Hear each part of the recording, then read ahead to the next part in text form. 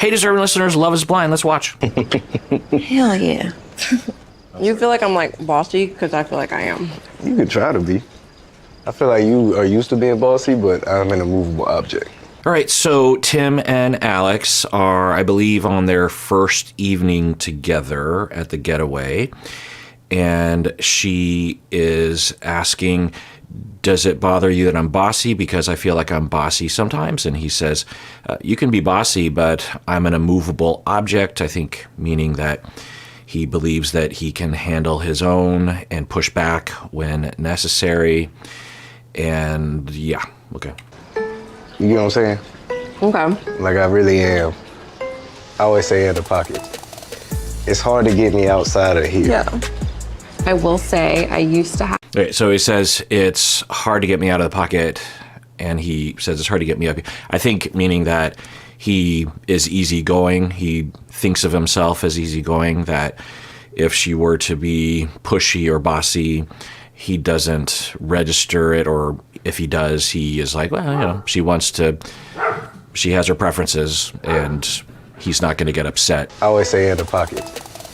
It's hard to get me outside of here. Yeah. I will say I used to have like a really short temper. All right, so we're hearing from Alex that she used to have a short temper. That is a good sign in that she can discuss that, admit it, be vulnerable about it. And it shows that she has reflected in the past. She's not just discovering that right now. So, yeah, it's a good sign. I don't know what it portends, but let's watch more. I feel like I get annoyed. What annoys you? What's like the little thing? I don't like repeating myself. It's fine. Okay, she says that she gets annoyed.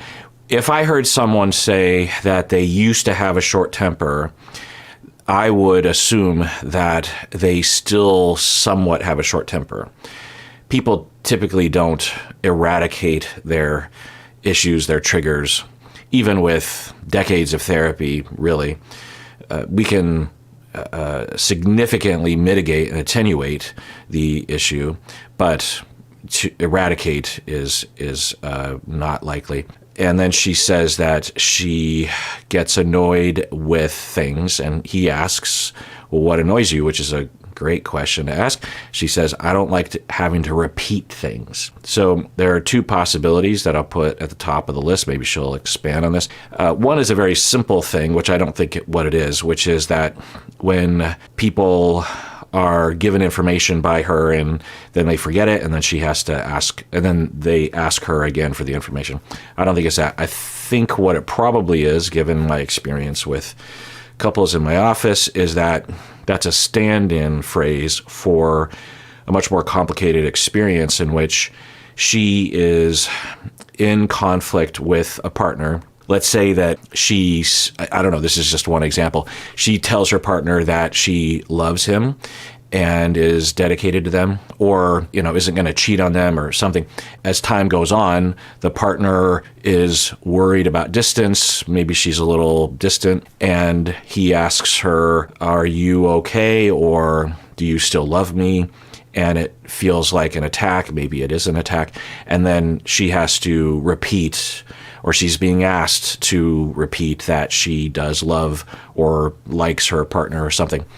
And that feels critical. It feels like an attack. It feels like an indictment on her relationship style or something. And then what she says, or the conscious thought she has, is, I don't understand why I have to repeat myself, right?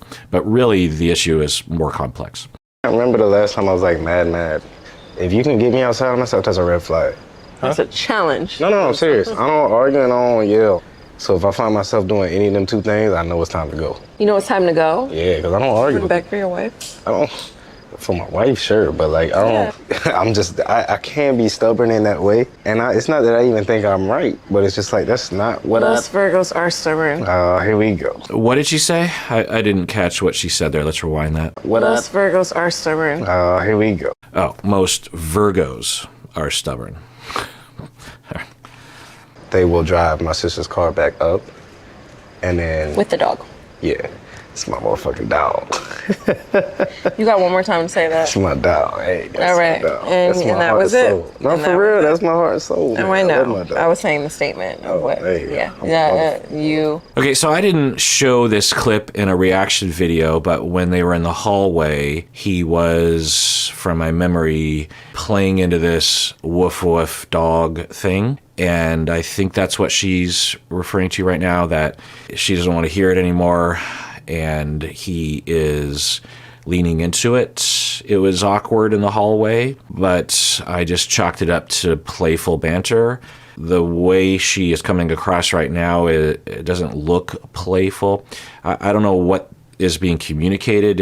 I think originally he was trying to communicate that he's really interested in having sex, and either she didn't want to have that kind of conversation on camera, and or she doesn't like that sort of communication about that sort of thing, or she just doesn't like those phrases or something. I don't know. Get it out now. And that's it. And that was it. Wait, I'm not done. No, I'm done. Woof. Woof. I will literally get up and walk away and leave you here. I will leave you sitting I here. got a beautiful view. Yeah, maybe it's just playful banter, and it's just a little bit of ribbing here and there, but there seems to be something of a distance between the two of them, like a non-chemistry, whatever the opposite of chemistry, repulsion, or I don't know. Maybe they're just showing us that, because we've seen some of the other couples in The Getaway that seem to have more chemistry. No pretty way to eat corn. There's none. Yeah. Not street corn. You make it look good. Period. Always. Every time. Never forget. So how does it feel like being around me, instead of just like staring at a wall wondering? I hate your taste in fashion. Good. Why you hate on my style so much? What did my style do to you? Oh, I love it. I just love picking on you. All right, so earlier they were shopping and he found a hat that he liked and they were joking around, and he liked this sort of wide brim hat and she really did not like it and was very emphatic about it to him.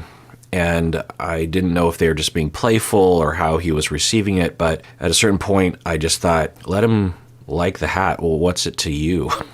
You know, it's not like he's going to wear the hat to a nice dinner when you're back in town. He's in Mexico and he wants to buy a sun hat of some sort. And, just let other people have their.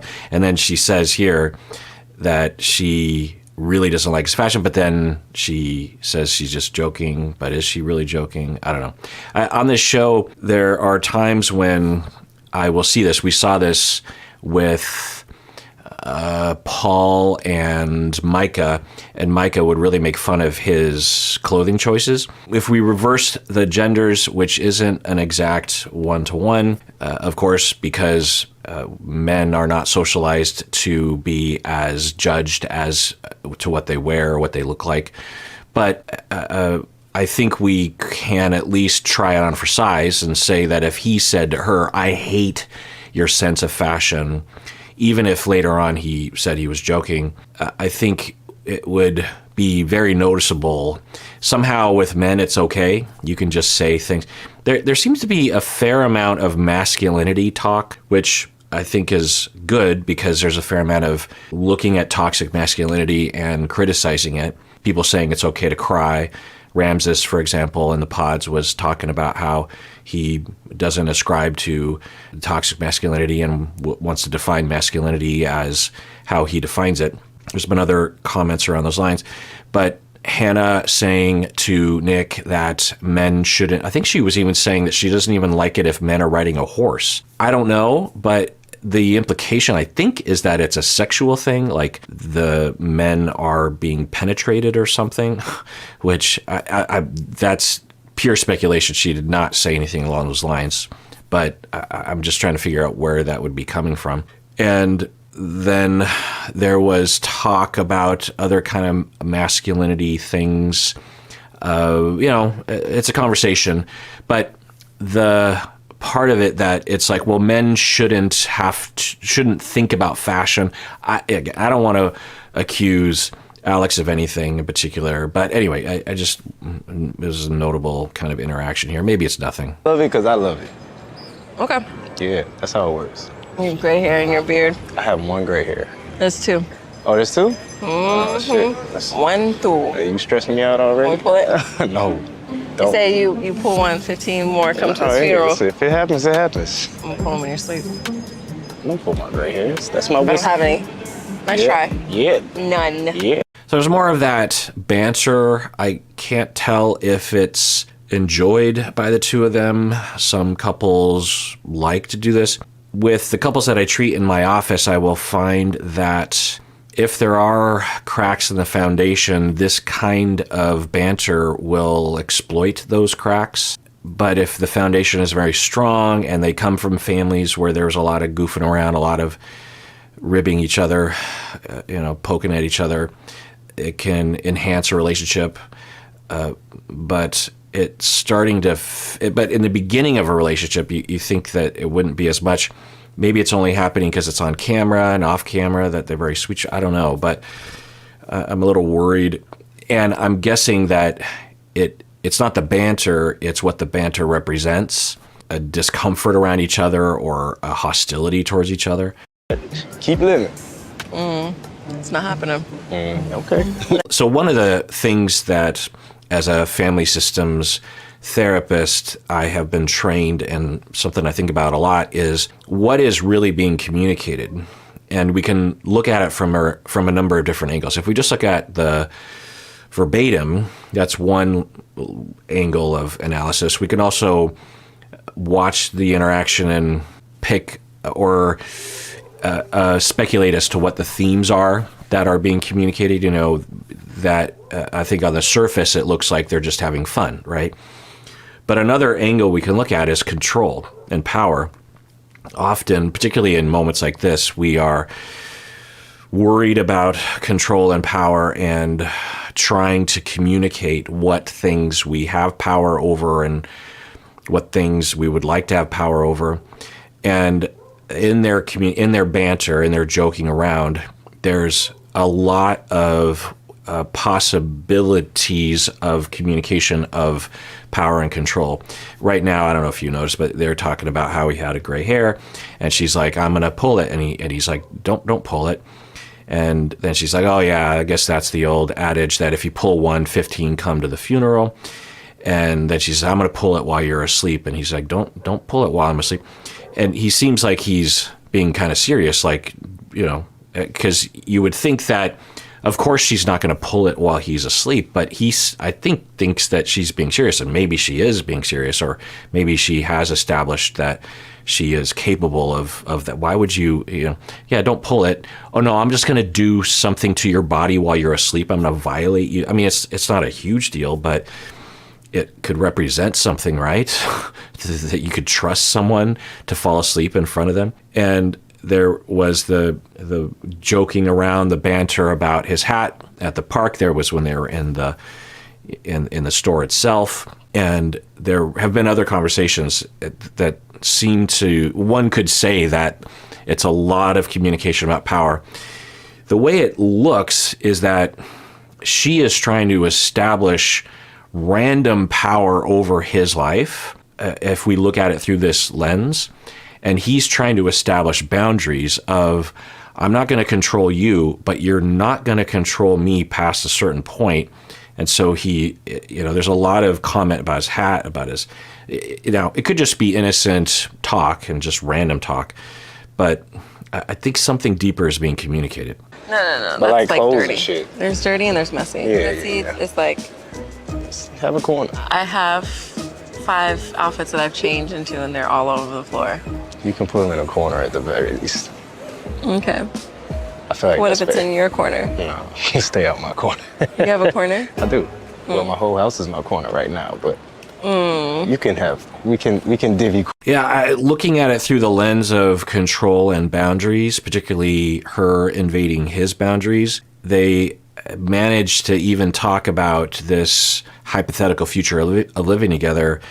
And instead of other couples that might say, "Oh, it's going to be great, we're going to have our life together. We're going to choose our own decor, or it's going to be fun to see how you live or something. And it gravitates toward the one possible area that they could conflict about, and it's about messiness. And I mean, they're mostly agreeing on that, but then she says, what if I leave out 5 outfits? I just leave them on the floor. I can't imagine that's true, that she would just try on 5 outfits and just drop 4 outfits just strewn about. I mean, maybe, and maybe that's how she is, but she's saying that she might do that, and he's saying, well, it's fine, just push it into your corner. And she's like, well, what if I put it in your corner? It's like this insertion of, I'm going to invade your boundary. What if I did something to you? That might come up when she feels rejected or something, or judged. I'm trying to figure out, or it's just banter and I'm just reading into it. I guess I should say that I don't do this in my life. I don't like to do this. I can do it kind of like with Humberto and stuff, but when people engage, I've figured out a long time ago, I'm not like that. I don't like to joke around in this way. I have some friends that do this, and sometimes I wonder if half of the time it's a passive aggression at each other. What do I know? But so I should disclose that and say that I might be watching something that is totally healthy and totally above board, and it's just not my preference, not the sort of thing that I grew up with in my family. And I just don't know what I'm seeing. Corners up appropriately. You do what you want with your seat. Oh, we gonna see. And don't be spitting on my side of the seat. Do as I please. You know what I mean? Like, you look at it through a certain lens of him establishing boundaries, not invading hers, but there's just a lot of time. Like, how did we get to that topic very quickly to don't spit on my side of the sink? And she's like, I do as I please. There's a lot of communication about I'm going, and I'm just reading into it, but she has her leg draped over his, which is affectionate and nice, but it's also in his space. So it just makes me wonder if something's going on there, some kind of, well, I guess it would be a little nefarious, right? I mean, I don't think this is likely what I'm thinking, but it's possible that she has issues that are related to invasion of boundaries and control and intimidation, maybe for safety's sake. Who knows? But I have treated clients who have been abused and had their own boundaries invaded, or saw boundaries being invaded by others to others in their family.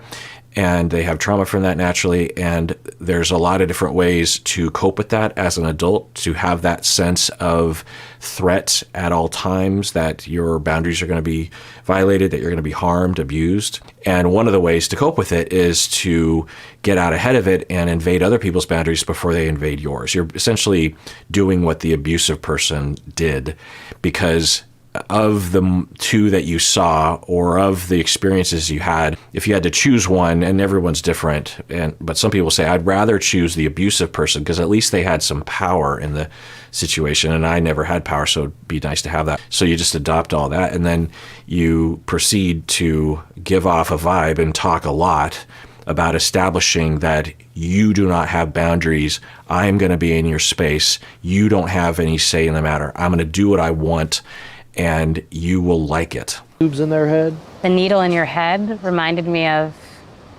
your boner. Very much so. So they're doing acupuncture.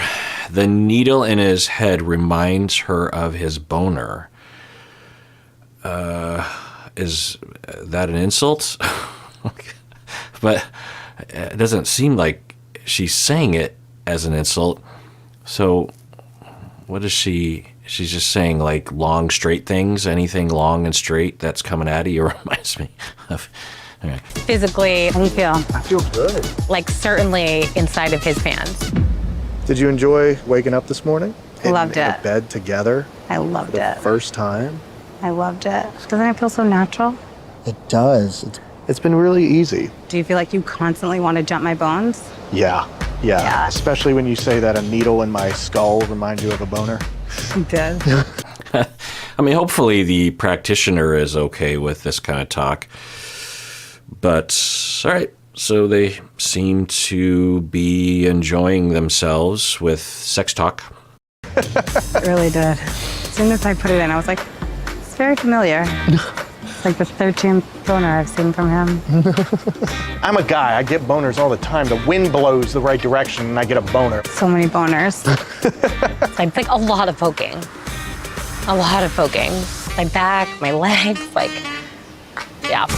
Okay, I wonder how she feels about it. It sounds like she at least is neutral, if not enjoys it. I'm not sure, though. But we're hearing that he... so it sounds like he'll get a boner and then he'll just walk up to her and poke her with it in the side or something. My biggest concern has always been communication, but this part to me is so easy. I was worried. I was really worried. I was worried. Really? Yeah, Why? for sure. Why? As a female, there's no turning back from the it. I was nervous about getting it. Not because of what you look like physically. No. Okay, I would say that it doesn't have anything to do with gender, that when we, Seinfeld was notorious for having a plot that had Seinfeld having what I guess today we would call the ick, right? Big hands or certain thing that she likes or something. And once he would see that in her, it would be over. It would never work, that whole thing. Anyway, whether you call it the ick or it's a turnoff, it's a deal breaker, or you're just kind of done. I think if it is more talked about among heterosexual women, if we go off of traditional gender roles and behaviors, a very traditional thing that can happen in the beginning of a relationship is that a woman is waiting and hoping that the male gaze will find her attractive, and then one of the males will walk over and initiate something because he likes what he sees, but she's not the one that picked out the guy. She was waiting, right? This is traditional. And then the question as to whether or not she is attracted to him has not been asked by anybody.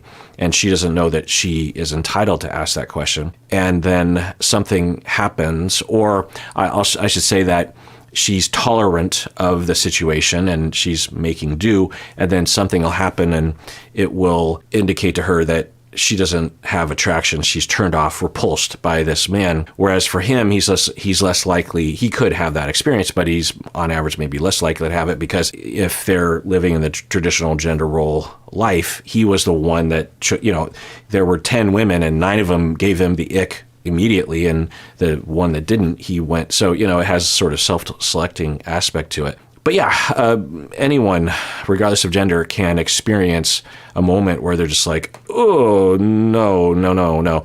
I guess another aspect is that men are more socialized to mold the situation to their wishes, right? Whereas women are taught that they're just supposed to let things happen, or that they don't have the right to assert themselves, so that can create a buildup of ick, if you will, until all of a sudden there's an eruption of ick, and then it's just like, oh my God, the ick. I hope you get what I'm saying.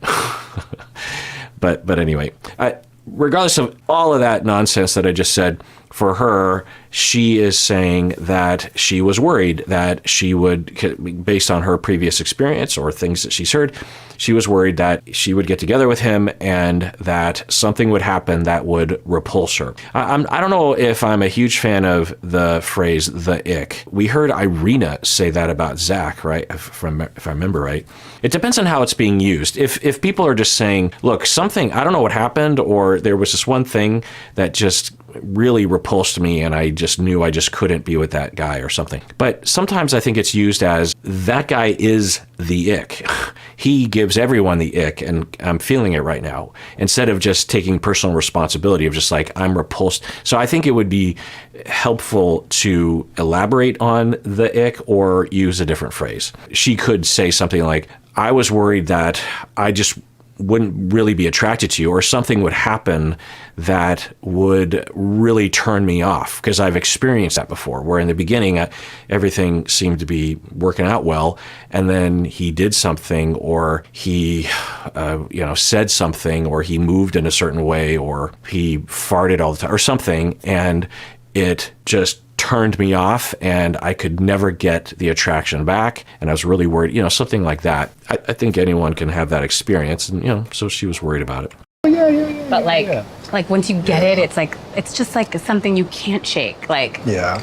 and it can happen so like innocently. I don't know. I've never. And maybe another aspect of the concept of the ick is that, as she says, once you get it, you can't shake it. Certainly that can happen to people, but I wonder if people are overinterpreting it, that when they feel a repulsion or a turnoff, that, oh, that's it, that this is the ick. I've heard about this on the internet, or I've talked about this with other people, and therefore that means that it's over, and there's no return, there's no recovery. When in fact it is recoverable.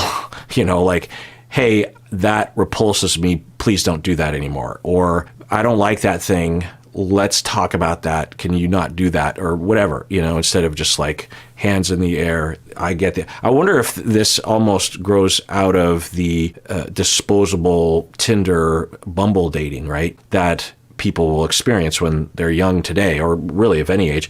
And there's just so many options, and you're looking for any sign of the ick or something that will predict the future, and anything that repulses you or gives you a discomfort is just like, that's it, hands in the air, walk away, start swiping right or left again. I don't know. What do you think? I'm not super attached. I'm not attached at all to anything I'm saying here. It's just, I haven't really thought about it. I haven't really thought of, I guess I've been having some underlying, I guess I've been having some thoughts about the ick for a number of years now, and this is the first time that I've had an opportunity to talk about it, and I'm sort of working out my thoughts as I'm talking, which is never a good idea. Still looking beautiful.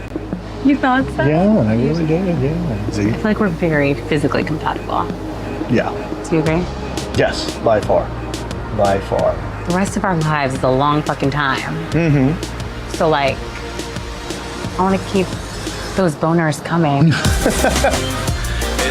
Yeah, so they're having a good conversation. I was a little worried as to what was happening, but I didn't show all the footage, I don't think, but she was wondering, it seems mainly that she has questions. He seems more okay with how things are, but she's, I think, asking for reassurance that he is indeed attracted to her, both when she's made up for the day and when she is going to bed. And he, at least verbally, is saying that he is attracted to her. And okay, yeah, it seems like that went well. All right, let's adjourn there. Everyone out there, please take care of yourself, because you deserve it. You deserve it. You deserve it. You deserve it. You deserve it. You do.